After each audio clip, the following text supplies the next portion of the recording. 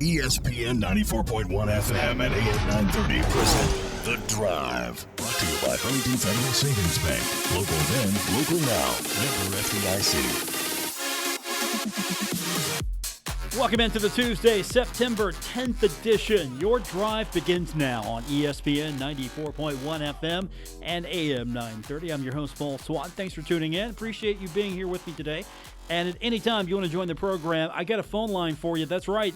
It's the Miller Lite phone line. It's 877-420-TALK. That is 877-420-8255. Miller Lite, hold true, great taste.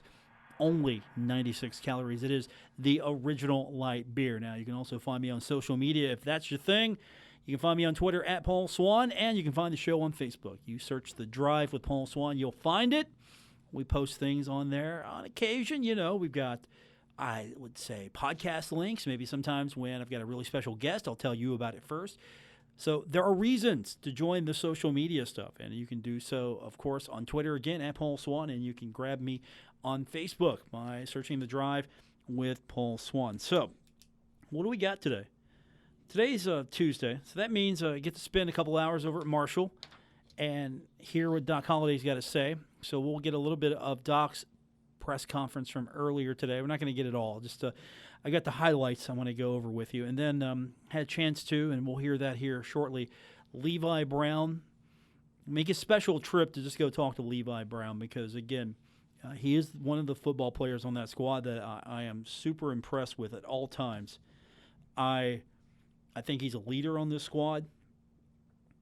He's someone that when you talk to him about the game, he knows what's going on, not just the game he played in, but the game ahead. So he's got a really good football IQ just talking to him. You can tell that. So we're going to hear from Levi Brown in a few minutes. Captains today, Doc announced this earlier. On offense, it's going to be Brendan Knox, and it's going to be Levi Brown. Couch and Cobb on the defensive side for Doc Holliday. So he likes the leadership there. He definitely likes Knox's leadership. He likes Brown's leadership, especially on offense. And I'm not saying they need some leadership right now on offense. They just need things to go a little bit better than it did at Boise State. But be honest, they can fix a few things. They get the running back situation going because I felt that was where they needed to go. Maybe they couldn't make that happen.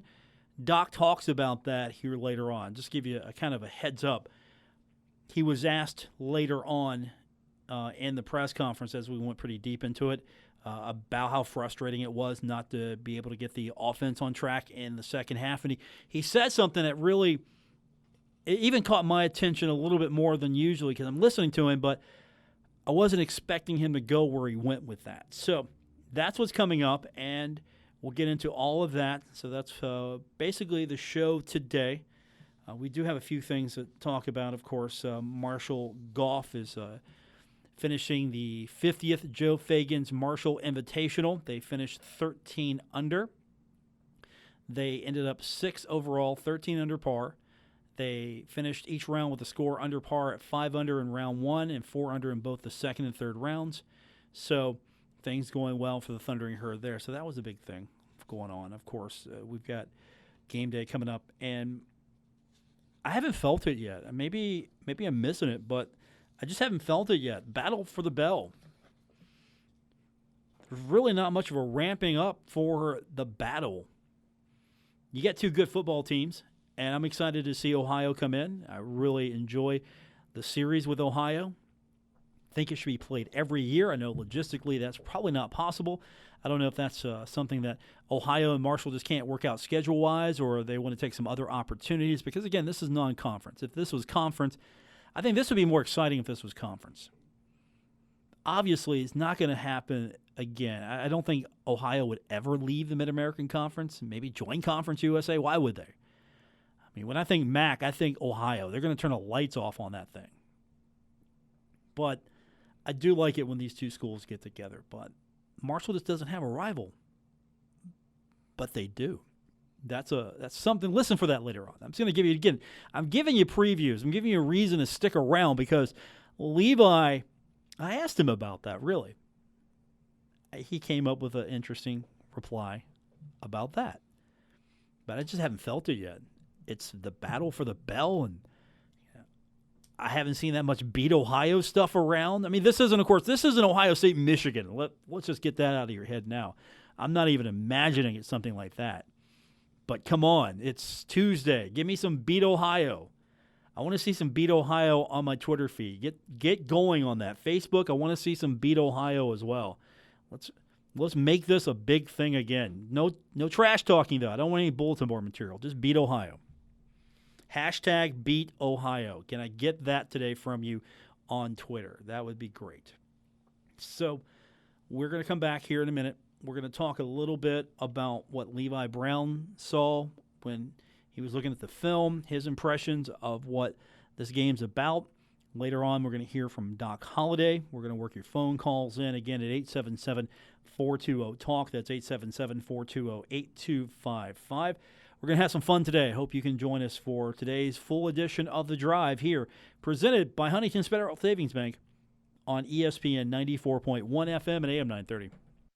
This is The Drive with Paul Swann on ESPN 94.1 FM and AM 930. Presented by Huntington Federal Savings Bank. To come, Doc Holliday. We're going to get his comments from his weekly press conference. But today's Tuesday. That means I get to skip office a little early. I get to disappear for a couple hours, head over to Marshall. Working. That's my excuse. I'm working. And I got Levi Brown today. Got a chance to catch up with him. Now, as I mentioned earlier, Levi is one of my favorite guys to talk to. Knows the game, knows the game plan, great football IQ. He's a great leader on this team. I mean, I can say it all, but I don't think you want to go through another 40 minutes of me just talking how great Levi Brown is. I think you just want to hear Levi Brown. So, Ohio game. He's had a couple of days now. Yeah, the best thing about talking to him today is he has a little bit more time to get ready. He's further along than where they are on Monday when we talk to the players. So, want to get his impressions on the Ohio game. I've never played against Ohio, but I did travel to Ohio last time we played them. And, I mean, for the most part, they're a really, really disciplined defense, and they have linebackers that will just come downhill and meet you at the line of scrimmage, along with their D linemen, their front seven in general are very similar to the front seven we faced last week in Boise State aspect of D linemen that have really active hands and linebackers that will come downhill and make plays at the line of scrimmage. So they're a tough front seven and a tough defense overall. That's pretty much the story we've been hearing all week. They're tough. It's a Frank Solich team. They're tough, and you're going to get that. But I wanted to really get his impressions because I asked him about, hey, what do you think when you hear Ohio game? And that's why he said, hey, I've not played in it. I know about it. I haven't played in it, but we've been talking about the battle for the bell. And it's a rivalry, right? It's a series that Marshall and Ohio, they're old-time rivals. They've got a history. They're an opponent that the Thundering Herd's familiar with, or at least the program's familiar with. Fans are familiar with this game. They, I think, get excited for Ohio. And I just want to know from him, is this a game that is more this week, hey, it's the next opponent, it's Ohio, they're a good team, it's the next opponent, or is there anything to the fact that this is a rivalry game? And here's his thoughts on this rivalry between Marshall and Ohio.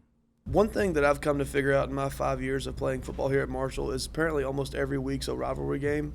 We've got EKU, we've got Ohio, we've got so many people that come out of nowhere and said, oh, this is a rivalry game this week, and I've had no clue. But, I mean, the Ohio, obviously with the Battle of the Bell and there being a physical trophy, you have an idea of the rivalry and whatnot, but it's not something that's preached to us. This is a rivalry game. You've got to go out and do the, not just little extra things, but the coaches aren't telling us, watch your mouth, like how it's like a normal rivalry game where there's going to be people talking junk on both sides of the line of scrimmage.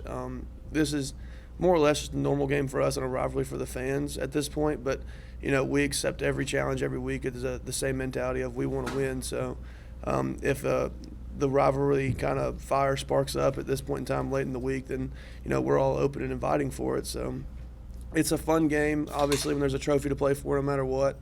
And we just look forward to having fun this weekend playing against a really good Ohio team. Pretty focused, right? Level head, look, we're going to go in there. We're going to play this game. Fans are going to get into it. It's going to be fun because this is going to be a good football team to play against. Rivalry, okay, yeah, there's a trophy. We're playing for that. That's cool, but we're just going to go in. We're going to take care of business. We're going to play Ohio. They start saying stuff, we'll get into it with them possibly. We'll have some fun with it. I mean, that's what I'm hearing. I'm hearing it's business as usual. We're going to work.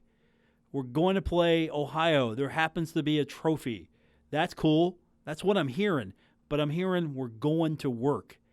And they've got to go to work because they're coming off a loss in which they could have won that game. I mean, let's just go ahead and say it. Marshall could have won that game. Marshall, I'm not saying should have won that game, but they could have won that game, and they had opportunities to win that game against Boise State. And you got to bounce back now from that. You lost a game you could have won. The offense could have played better. You got Levi Brown here. He's on that offensive line. Does all that supersede any rivalry? Yeah, obviously, offense we felt kind of let down walking off the field at the end of last week. It's because it's one of those games where, we had things work and then you never saw those things come out to play again. And it's not something that, players can control, is why it kind of hurts us a little more. Every one of us walked off the field with kind of a hung head of knowing, what could have been and what kind of should have been. But it's one of those things that, as a leader, like I had to address the team yesterday. It's like, hey, we can't let one loss turn into two. There's so many things we can control and so many things we can't. So let's control what we can and do our best to look forward and prepping for this week, because a really good Ohio team is going to come in here and try and win and make one loss turn into two. And that's one thing we can't happen. So, yeah, we kind of focus on ourselves a little bit more this week instead of, looking so much at what the other team's doing, because we know that if anyone's going to stop us, it will be us, and it can be us. If you watch last week's game, the opportunities were there to make big plays. It's just, we fell short offensively. So just looking forward to correcting little things from last week and making our offense a little more smooth is the goal for this week. So, again, I'm hearing we got work to do. It's business. We're going to go in there. We're going to play the game. We're going to correct the things that we could have done better. We're going to hope win. We're going to go out there and try to not lose again. That's what I'm hearing. And so Saturday we're going to be excited. It's going to be Ohio. It's going to be the battle for the bell. And all Levi wants to do is get out there and play some football. That's it. Just go out there, play some football.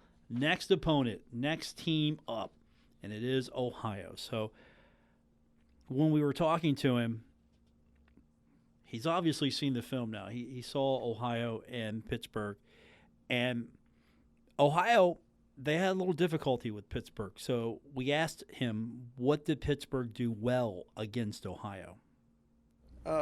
Pittsburgh is a tough game to watch because they run, old school weird personnels with 3 tight ends, tackle over every formation or something like that. So I didn't necessarily watch the Pittsburgh game as much, but I did watch the Rhode Island game. And Rhode Island has a really good young offensive line. I think they have 3 redshirt freshmen or something like that. But just run the ball and get ahead of the chains. If you get behind the chains or you're faced with a second or third and long, Ohio opens up its defensive playbook a little bit and runs a lot of internal pressures. And for playing center in general, and when they're running internal pressures, it makes everything happen a lot faster. So the key is to stay ahead of the chains and keep the ball moving, because if you get in a third and long situation, they open up a big book of blitzes. One other question for Levi Brown. Wanted to get his impression on some of the personnel for Ohio. Here's what he had to say as far as who stood out for him when he was watching film. They've got a few players that I think do flash on the D-line. They've got a really big nose guard, number 99. I think he's one of their only 300-pounders. Like I said, really dynamic with his hands. 43 is their defensive tackle also. He's a kind of a smaller guy, but I mean, he flashes in his pass rush when he kind of chooses to, And like I said, their linebackers earlier just come downhill and will make plays at the line of scrimmage if they have to. So they kind of look forward to plays like that where they can run down and bomb in the A-gap. So they're a really disciplined defense all around, but they've got guys that can make plays at the line of scrimmage. That's Levi Brown, his thoughts on the upcoming game. And again, he's thinking numbers. He's not thinking names. Hey, yeah, this number, and this number here. So that's what he gave us today. We're going to hear from Doc Holliday in a little bit as well, get his thoughts on the upcoming game between Marshall and Ohio. I mean, last time these two teams met, September 12th, 2015, Ohio beats the Herd 21-10. So you know where the bell's at right now. Hopefully it's getting shined up, putting some polish on that bell, shining it up, getting it out of the broom closet. I don't know. I mean, Bobcat fans, do you have that on display? Is that displayed somewhere? Can I go to Athens right now, pull up the Peden, knock on the door, get Rob Cornelius to open up and tell me where the bell is? I mean, can you walk me to that? Where's the bell at? Is that on display somewhere? That's what I'm curious about. I want to know if they're displaying that thing, or is it like in a broom closet? I mean, it's small enough you could put it in a broom closet. But I'm just curious. Those are the things I want to know. I want to know, where's the bell being displayed? I'm going to find out tomorrow. I've got Rob Cornelius from the Ohio Bobcats radio network. He's coming on the program tomorrow. And Rob's the kind of guy, I think he's actually coming in studio tomorrow. I mean, he's probably going to drive all the way down from the border between Herd Country and Bobcat Country. He's going to cross over a little bit into Herd Country, come down, do the show. We'll find out all the important stuff, like where to eat, because he likes to come down to Huntington to eat. He also will tell me, hopefully, where the bell's at. If it's in a box, it's in a broom closet. Is it being displayed proudly? Where is it at? Is it shined up? Is it ready to go? These are the things I want to know. And we're going to find out. Rob's going to come on the program tomorrow and talk to us. I'm looking forward to that. Rob will, of course, break it down for us a little bit more and give us his impressions on what the Bobcats can do and can't do against the Herd, and what he's hoping that Marshall can't do and can do against Bobcats in preparation for this one. But Doc Holliday, we'll get his comments when we continue. We'll find out what he thinks about the game between Marshall and Ohio. We'll also get your phone calls in, 877-420-TALK, 877-420-8255. On today's edition of The Drive, presented by Huntington Federal Savings Bank on ESPN 94.1 FM and AM 930. You're listening to The Drive with Paul Swann on ESPN 94.1 FM and AM 930. Presented by Huntington Federal Savings Bank. This is your Tuesday edition of The Drive. You can, of course, find us always on Apple Podcasts, Stitcher Radio, TuneIn. If you missed the program live today at 5, you can always go back and catch it. So subscribe today. Apple Podcasts, probably the best place you want to go get it. But wherever you get your podcasts, hey, we're there. So we've got today's comments from Doc Holliday earlier today addressing the media, and Doc naming the captains again, Knox and Brown on the offensive side, Couch and Cobb on the defensive side, and Thundering Herd gearing up to take on Ohio. All-time series, 33-20-6. This is going to be the 60th all-time meeting between these two squads. Marshall has faced Ohio more than any other program. So for Herd fans, at least long-time older Herd fans, this is a game that has a little bit more significance. Fans remember playing against the Bobcats, seeing the Bobcats, especially Mid-American Conference days, and of course prior to that. Bobcats have always been a program that has been a friendly rivalry. I think that's fair to say. 60th all-time meeting here, and again, Ohio leads the series 33-20-6. Marshall has been catching up as of late. Ohio has reasserted itself over last few games. Last time these two teams met, Ohio beat Marshall 21-10 back on September 12, 2015. So the bell right now is in a shoebox, is in a closet, it's somewhere. So the Herd and Herd fans will see the bell. It's going to be at the game on Saturday. And Doc Holliday, of course, after naming captains, always gives a preview of the upcoming opponent. And this is Doc's impressions about the Ohio game. You know, you look at that Ohio team, and, of course, I got great respect for what Coach Solich has done there. They picked to win the Mid-American Conference by their peers, and you watch them on tape, they got really good players. So it'll be a great challenge for us. I guess we talk about You talk about them, you got to start with the quarterback, Rourke. He's an excellent player that can beat you with his feet. He can also throw the ball extremely well, so he's a guy that's going to create a lot of problems for us defensively. They're just an excellent team. They got a lot of guys up front. They look like a typical high team, tough, physical, extremely well coached, and we got to make sure that we're the same.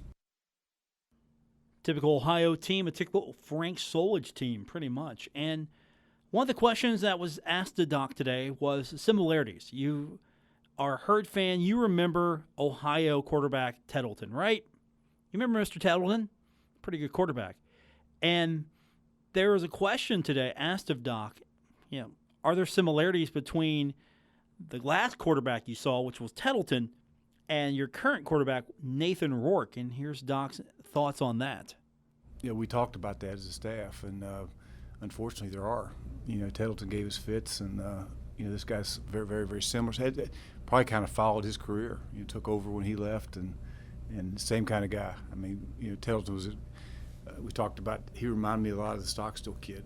We played against at middle all those years, and this guy's the same way. He's just a competitor, and he can beat you with his feet, as I mentioned, but he makes every throw as well. So that's what makes him a real problem. So Tyler Tettleton, now Nathan Rourke, similar quarterbacks. I hope not. I really hope not, because Tettleton was he was pesky for the Thundering Herd. Now, Doc was asked the question about the passing game for Ohio, and get his thoughts on handling that passing attack.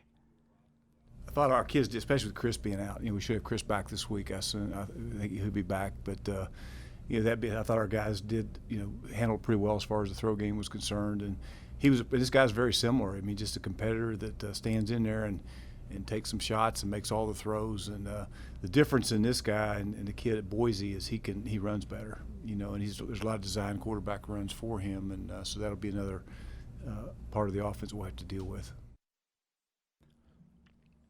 Not only have to worry about that passing attack, you got to worry about that Ohio defense. Here's Doc on that Bobcat squad. They're a typical, Ohio team. I mean, they're just, they're like clones. They're all just really, really good football players that know how to play the game. They're tough. They're physical, and they don't give up the big play, and they get lined up, and they just play. They're so well coached, and they play so hard, and they play really well. So. They're going to be like I say, they're a challenge for everybody because they just don't make mistakes. They get lined up and they play well. Another question to Doc, talking about the tough, physical Ohio front on offense. That left side, they're all back. In the center. Center's a really good player, and they're all just like I say, they never change. They're all 300, 310. They're tough. They're physical. They get after you, and that's just kind of they're like their coach, and every time we play them, they're the same type of team that's extremely disciplined and well coached and got good players, and this year's no different. Now, finally, at least some of the comments from Doc today that we're going to play. One question was asked of Doc: how frustrating was it not to get your offense on track in that second half against Boise? Listen to Doc's reply on this. We got to do two things. I mean, there's two things that kind of happened there. Number one, we didn't convert on third down offensively to continue drives, but we didn't get off the field defensively on third down either. That they were able to sustain drives, and we had 3 or 4 third down situations that were third and long that we got to get them stopped on defense in order to put the offense back out there. So did we play well offense? Not at all. But that being said, we got to get off the field on defense as well, and give our offense a chance to get back out and make some plays. So it's a combination of both those things. We got to do a better job converting on third down on offense, and we got to do a better job getting off the field. Now, we kept them out of the end zone defensively, but they sustained drives. You look at time of possession in the second half, it was awful in favor of Boise. So there was more to it than just us not being very good on offense. We got to get off the field on third down on defense and create more opportunities for the offense to get back out there. So when I heard that, it got my attention. Because, again, if you look at that game, Doc's exactly right. Defense kept him out of the end zone. And we've been talking about that for several days. Hey, defense played great, right? They held Boise to 14 points, kept Marshall in that game. They did a great job. Doc comes back with the critical eye. Hey, yeah, they kept him out of the end zone, but we need to get our offense back on the field sooner.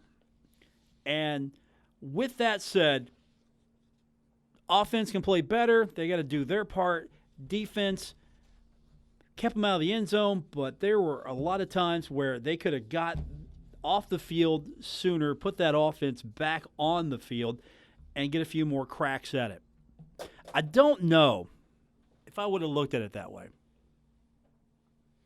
I don't know if I would have looked at it that way because of the fact that I was focusing more on, well, the score is 14-7. 14-7, right?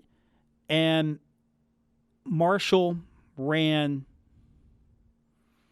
43 plays, 172 yards. Boise ran 81 plays, 437 yards, right? Time, possession, that's a big one right there. 39 minutes and 12 seconds. 39 minutes and 12 seconds. Third down conversions, Boise was 10 of 17. Okay, 10 of 17. You circle that one. Marshall, third down conversions, 2 of 9. 2 of 9 on offense, they converted. Fourth down conversions, Marshall didn't have any situations.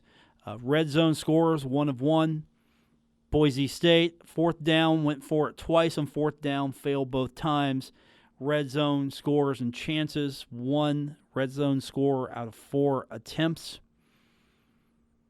You can look at this several ways. Marshall could have got the ball moving a little bit more, kept that defense rested a little better, moved the chains a little bit more. Defense maybe could have limited third down conversions, 10 of 17. You got to seed that point. You've got to yield to Doc on that, okay, what if Marshall's defense could have got him off the field a little bit sooner? 10 of 17. You're looking at that. 39 minutes and 12 seconds. But I'm going to flip it back. I'm going to lean more on, I thought the defense played well. They did what they needed to do. I thought the offense could have helped them out a little bit better. Because third down conversions, you're 2 of 9. So you're putting your defense right back out there. The offense isn't sustaining drives, and your defense has got to go back out there and do it again. It's a team loss. Defense didn't lose the game. Offense didn't lose the game. Marshall lost the game. You can't point the finger and go, okay, defense, if you would have done something different, we could have maybe had more shot at it. You can't point the finger and go, hey, offense, if you would have moved the ball, got a couple more possession changes, conversions, a few more things, you can throw everything out there. But that struck me a little bit when I heard him say that because I want to look at that again. Just third down conversions, 10 of 17. Time of possession, 39 minutes and 12 seconds. And, of course, he's got to look at it that way. He's got to look at it and go, okay, what can we do better on defense? Well, first of all, got to get off the field sooner. Defense, you got to get our offense back out there. I know the offense is struggling, but defense, you got to get them out there faster, best as you possibly can. Offense, you got to look at them and go, look, you got to keep that defense off the field as much as you possibly can, move those chains, get into scoring range, score some points, take some pressure off them, help you. It's a two-way street here. Each unit's got to help the other. So that was an interesting thought on his point that if you're going to get this thing going, you got to get a little help on the defense as far as getting them off the field, but the offense has got to do their part too. And so I think he was walking the line there, I thought, just explaining that defense kept them out of the end zone. That's great. They kept us in the game. We didn't have that many opportunities to go out there. Wasn't making the most of those opportunities. I mean, you could take this several ways. So that's Doc's thoughts on that. And a couple questions were asked of him. Running back situation, he's going to be pretty fine. He thinks Knox is going to be fine. Also, he believes that there's going to be some guys that have an opportunity to step up. He can't wait. He's excited to see who's going to step up. And, of course, if you weren't with us yesterday, the news came out yesterday that Thundering Herd running back Tyler King dismissed due to a violation of team rules and policy. The statement also read the department will have no further comment regarding the matter. So we move on. Doc's pretty much confident that he's fine at the running back position. Won't be any problems there. He's got guys who will be able to step up, and he's looking forward to seeing who takes advantage and takes the opportunity that's going to be handed to him. Doc Holliday's press conference every Tuesday. We'll hopefully have it next week for you and be talking about a victory against the Ohio Bobcats. We got more on the way. We'll take your phone calls as well. 877-420-TALK. That's 877-420-8255. This is The Drive, presented by Huntington Federal Savings Bank on ESPN 94.1 FM and AM 930. Now, back to The Drive with Paul Swann on ESPN 94.1 FM and AM 930.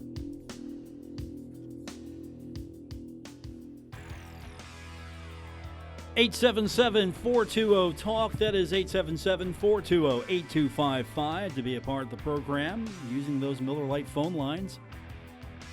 Don't forget, you can find me online at Paul Swann on Twitter. Facebook, it's searching The Drive with Paul Swann. And, of course, Apple Podcasts, Stitcher Radio. That's where you grab the podcast. If you don't have those services, well, you can get us on what you like.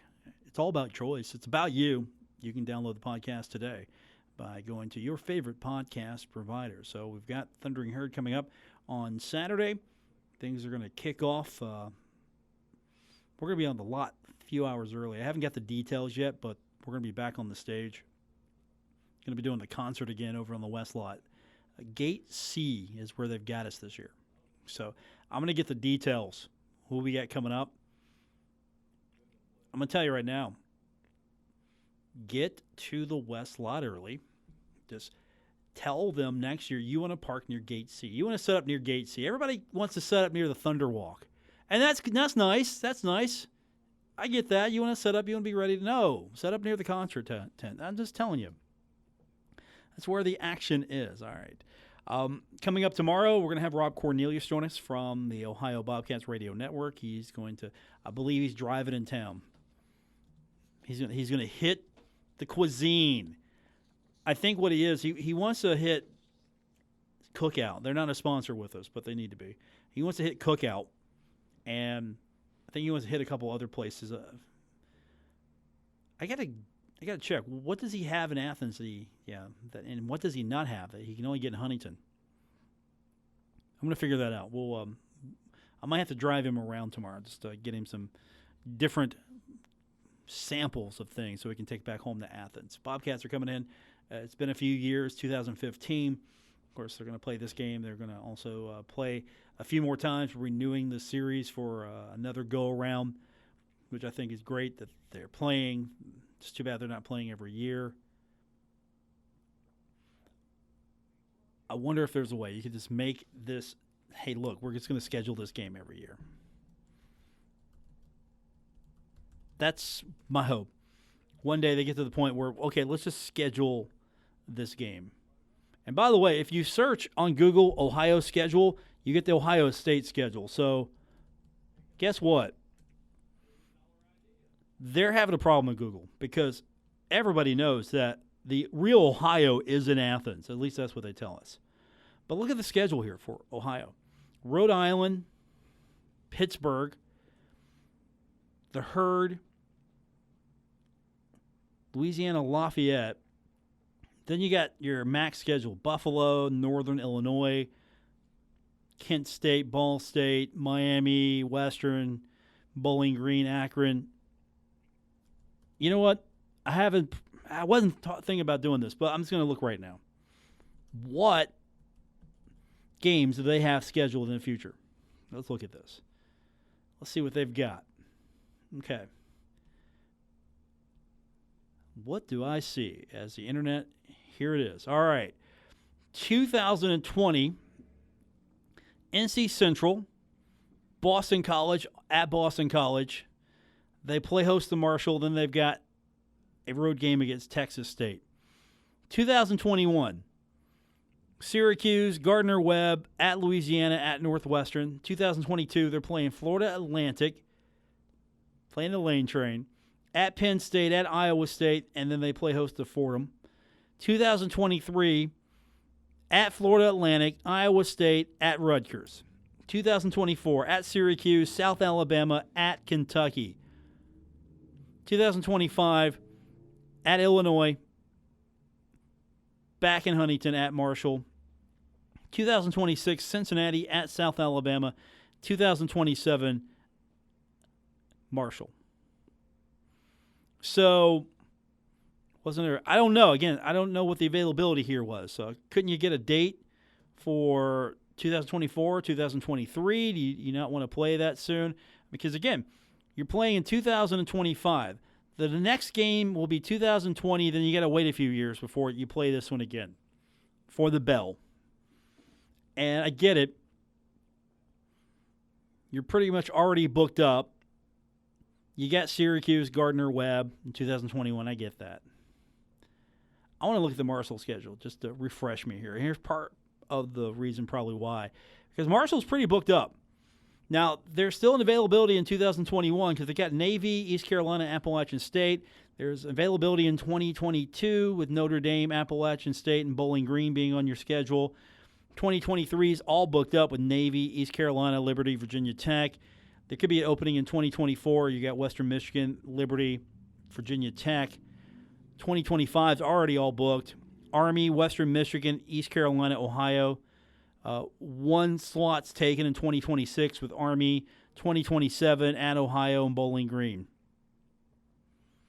I mean, there could have been some schedule. You could have maybe got a couple in. Or maybe this is just, we want to play. We don't want to play every year. We want to play a couple of times here in a few years. It'll be a fun road trip. We can all get together, reminisce. We'll have fun. We'll play for the bell. And then we'll see you in a few years. I mean, that could be what's going on. Because to be honest,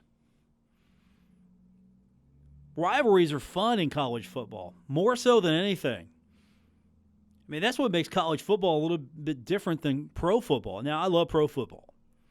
But, man, there's nothing like rivalry week, right? Rivalry week. Playing your rival. And, of course, Levi earlier saying, look, I've been here for several years now. Everybody, I find out every week, everybody's a rival. Everybody on the herd schedule can be a rival. I mean, to be honest, you could say VMI was a rival once, right? Or an old-time foe. Look at next year. Hey, East Carolina used to be a rival. You could say that. You can't say that with Pitt. 2021, Appalachian State used to be a rival. 2022, Appalachian State. Bowling Green used to be a rival. Played in the MAC. Yeah, if we can say that. You go back to 2023, and you look at that. East Carolina's there. You can say they're a rival, right? You played them. 2024, Western Michigan, rival. Yeah, played them for some championships. 2025, you got three rivals. You got Western Michigan, longtime rival, MAC rival. East Carolina, longtime rival, Conference USA. Ohio, longtime rival. Not really, because there's so much time that separated everybody. This isn't a top of the mind, hey, it's Ohio week. Hey, it's Western Michigan week. I'm just using them as an example. Hey, it's Appalachian State. Now, me, on the other hand, I want to see the herd play Appalachian State. Give me that game every year. If I can't have the Ohio game every year, give me Appalachian State every year. That would be fun. Marshall, Appalachian State. I mean, I'm looking forward to 2021 and 2022. I'm absolutely looking forward to that pairing. And I'd be interested to see what Western Michigan brings to the table here in a few years. I'm interested in that. East Carolina, again, that's a fun, friendly rivalry here. But there's nothing on this that stands out. There's no chippiness. And I think, again, because time has separated some of this. And really, I've never thought of East Carolina as a chippy rival. I've never thought of Ohio as a chippy rival. Cincinnati is just a team that's in the region. That's a regional matchup of sorts. Appalachian State, so much time has passed. I don't even know if people remember the Marshall Appalachian State games. I don't think they would. Fans will remember. Coaching staff not going to really. Yeah, they're going to have to tell the coaching staff, hey, this is how it used to be. The fans will tell them. Because when we roll into 2021 and you're going down to Boone, North Carolina, the only people that are going to probably remember anything about that will be myself, probably Bill Cornwell, Keith Morehouse, Mark Martin will probably know something about that. Chuck Landon, he'll know. And by the way, before I forget, I meant to do this earlier. Happy birthday, Chuck Landon. I'm not going to tell you how old he is. He's just getting up there. I'm going to join him one day at that age. But happy birthday, Chuck Landon. He's one of my favorite guys. Writes for the Herald-Dispatch. Love him or hate him, the guy gets you talking, and that's his job. And he does it very well, and hope to see him around for several more years. Hope to actually see him more. He's been covering the entire state with his new found, I don't call it. He's just everywhere now. All right, that does it for this edition. WRVC Huntington, W227BS Huntington. This is your radio home for Pittsburgh Pirates baseball. ESPN 94.1 FM and AM 930.